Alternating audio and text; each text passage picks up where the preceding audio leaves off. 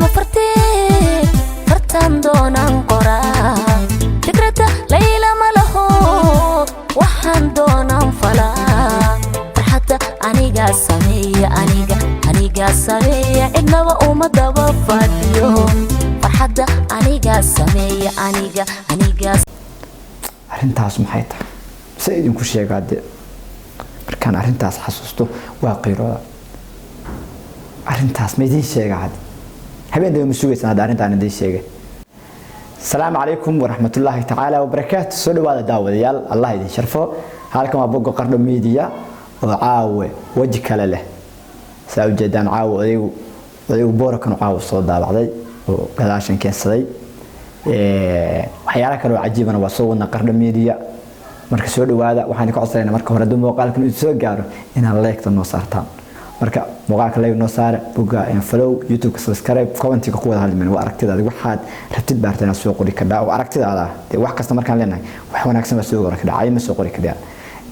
sidoo kale youtube kan subscribe marka soo dhawaada odaygu waa aragtaan boor soo dhigsaday maalin hore waxaan idin wadaag laba boor ma soo daabacay maalin hore intaan la daabicin baan khadka soo dhigay soo kala doorabay marka boorka ugu badnaa oo dadku soo qodeeyeen kanuu noqday tii bla sawirka ha waaye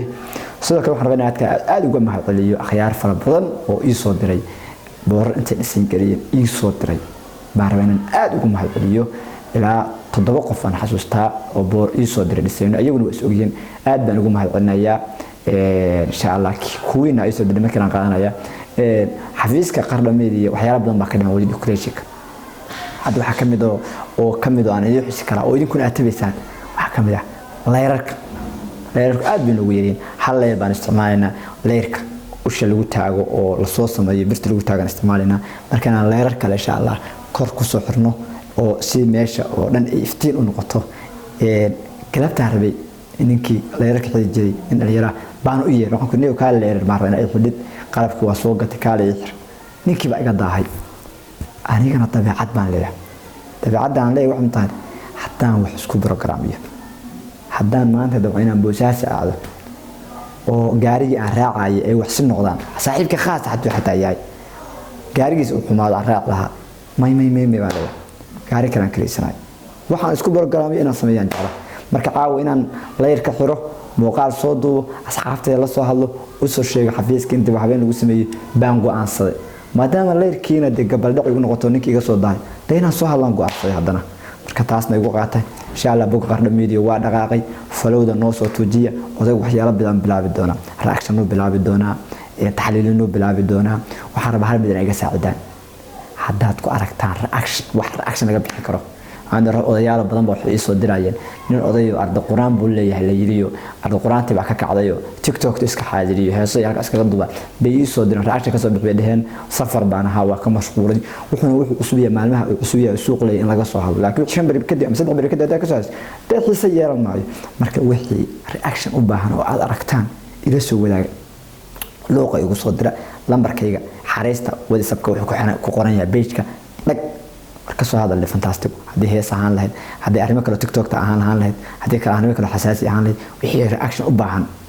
ama kasoo hadal u baahan ila soo wadaag aad iyo aad baa u baahantii u mahadsantihiin waxaan rabaa habeen dambe inoo balan arrin baa rabaa inaan kasoo hadlo arrintaas maxay tahay si idinku sheegade markaan arrintaas xasuusto waa qeyrooda arrintaas ma idin sheegad habeen ma sugaysan arrintaan idin sheegay